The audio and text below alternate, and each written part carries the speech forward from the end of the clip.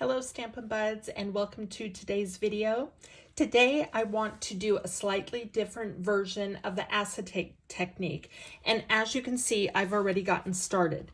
So what I've done is, instead of cutting 1/2 inch by 12-inch strips, I have cut some to 1/4 inch by 3 inch, and I have put it on the acetate, which also measures 3 by 3. And I made sure that the piece that I need to peel off right here is on the bottom, and I am putting my strips on the opposite side. Let me bring in this so that my adhesive doesn't stick so much when I glue it down. And I am just gonna speed up the video and finish off these little strips, and also make sure that you're adding just a tiny little gap in between each piece. What I'm going to do now is I'm going to bring in my trimmer.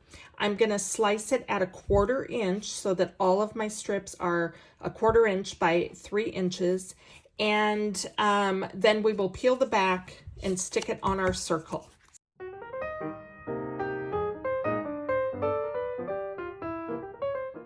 Okay, so now we're going to take this piece, which is about 2.5 inches, and I'm simply going to take my adhesive and run it from end to end on the back side. And I am just going to place it anywhere on my circle.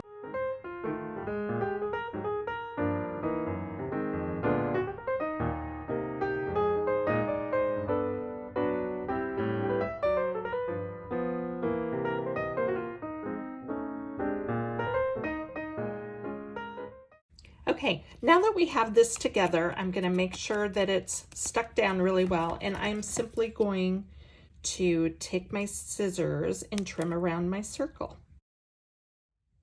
Okay, for the next step, I'm bringing in my Sage ink pad, and I'm going to bring in this piece of background paper that measures 4 by 5 1/4. I'm also going to bring in the Totally Awesome stamp set and a block. So I think what I want to do is use this little guy right here. So let's bring him in. And here is my foam piece. And I'm just going to pick him up off the table with my block.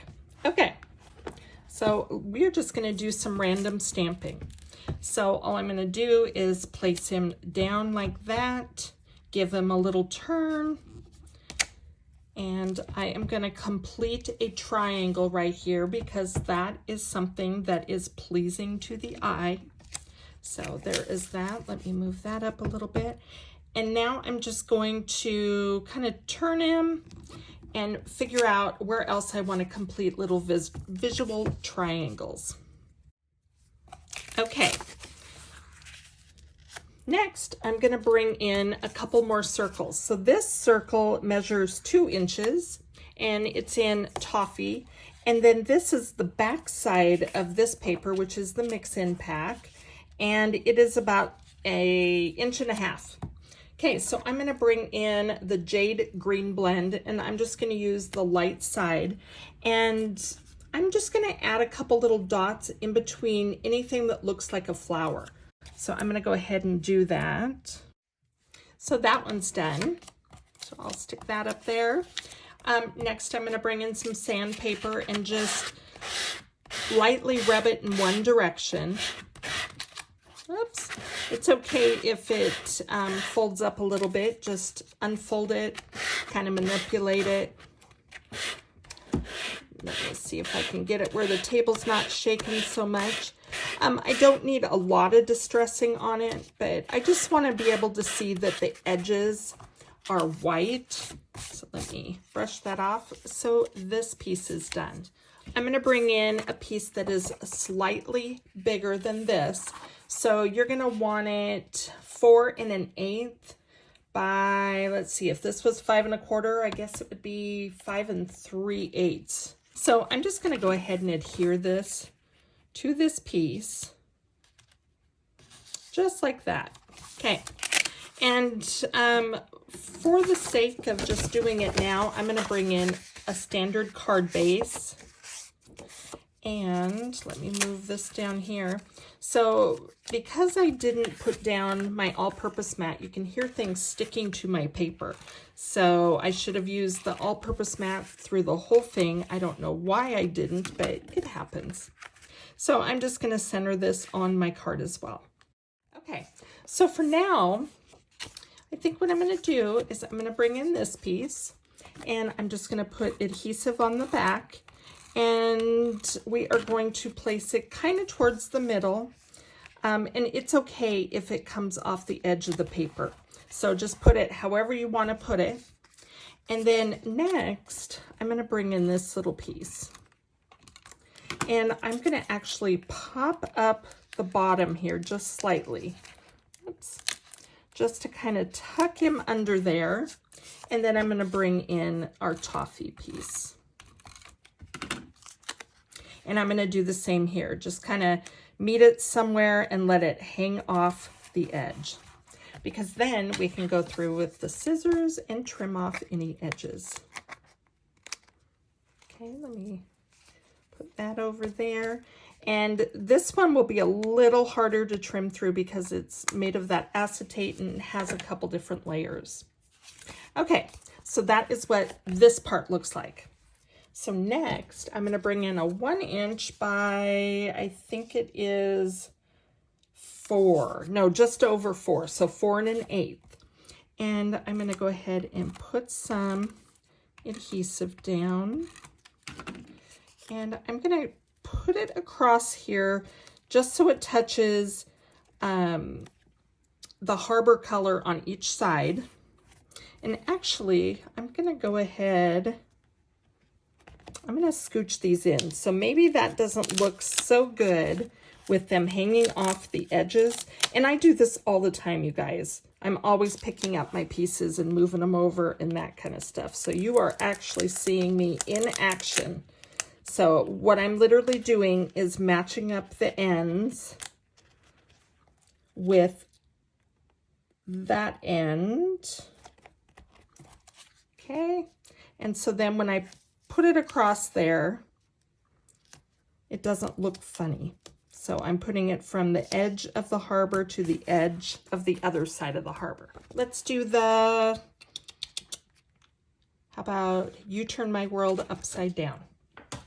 Okay, so I'm going to put that there, picking it up. Okay, and I'm literally just going to stamp this, but what I want to do is stamp it so that it's kind of over to my left. Center it, leave a little room to make a dovetail, okay? And then come in with your scissors and make a dovetail.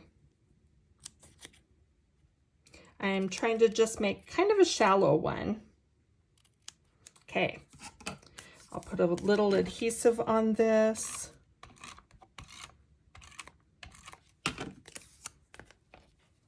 And we're just going to center it on the one that we just put down. So there is that. Okay, so I used the thin cuts that come in this set to cut out this little turtle. So I'm going to grab my turtle again. He's right here, and I'm going to bring the black back in. Actually, I'm going to put that there. I'm going to grab my intense black ink pad.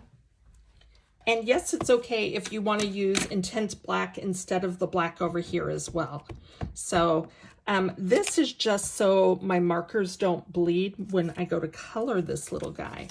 So let's stamp him down. You can actually stamp and then cut out your die cut.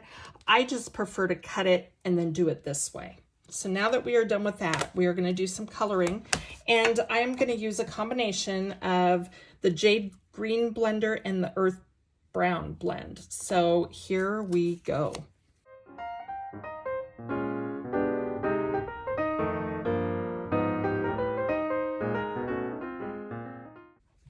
Okay, so I got a little wild with my marker. And as you can see, I kind of colored out of the lines there. It happens. So I'm going to grab the blender pen. Let me see which side is which here. Okay, so I'm going to take the smaller end, and I am simply going to put a scratch piece of cardstock underneath, and I'm going to grab the color and pull it out. Pull it out away from where I want it to be. So, and you will see the ink start disappearing. That is how you use your blender.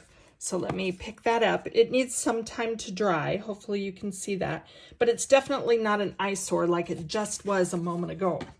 So, okay, let me bring our card back in, and I am going to pop this little guy up with some dots. I'm using the thin foam dots because I don't want them to stick up way far. Okay, so there is that. Oops. Stick that one back down. And I am simply going to pop things up. I want to move this down just a hair. Let's go ahead and put it right there. Okay, so now I'm just going to pop this little guy in place. So I'm just going to stick him right there. And then I'm going to bring in a silver shimmer dot. And that was a large one. And I'm then going to bring in 2 small ones, and I'm just going to stick them up here, kind of like he's making bubbles. And as you can see, this is our card.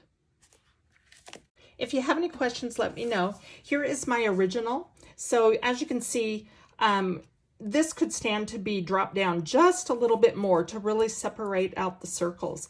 So, but I wanted you to see this one as well, and look at that shine. These are super fun to make. If you have any questions, let me know.